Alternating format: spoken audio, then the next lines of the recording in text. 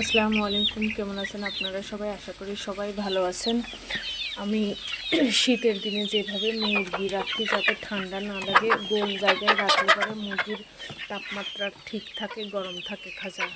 এইভাবে আমি প্রতিদিন সকালে মুরগি রাখি। এখন মুরগিকে খাবার দেবো, ডাকাডাকি করছে প্রচুর।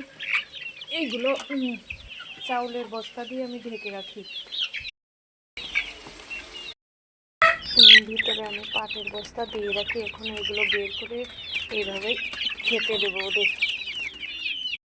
দিয়ে রাখি যাতে এর ভিতরে পায়খানা করলে ওই পাটের বস্তা পানিটা শোষণ করে। আর নিচেই বাজার করা ব্যাগ দিয়ে রাখি।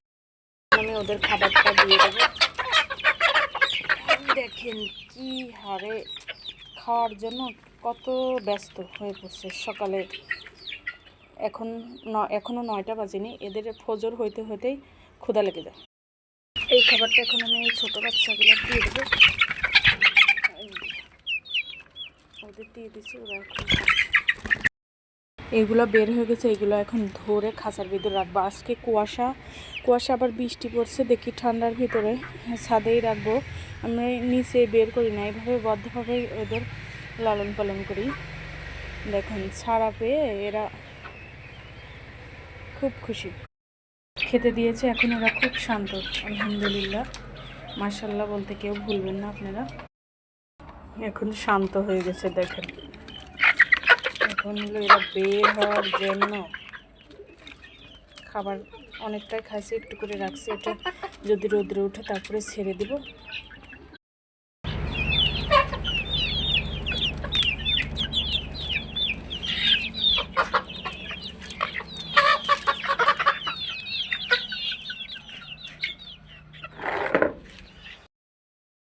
এর ভিতরে বাচ্চার কাপড়গুলোও ধুয়ে দিলাম।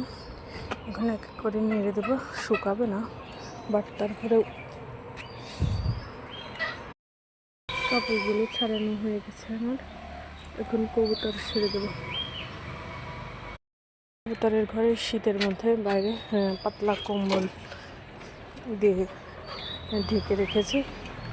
এখন এক এক করে ছেড়ে দেবো সব।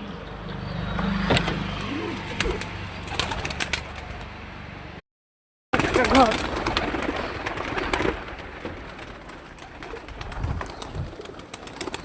এখানে এগুলোর খাবার আছে, খাবারগুলো দেবো না, পরে দিব।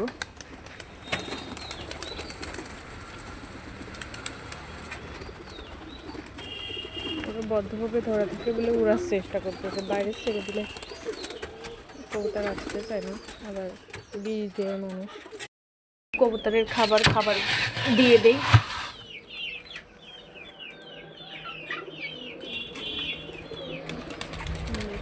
ধান খেতে চায় না, কাঠবিড়ালি, এত পরিমাণে কাঠবিড়ালি আসে।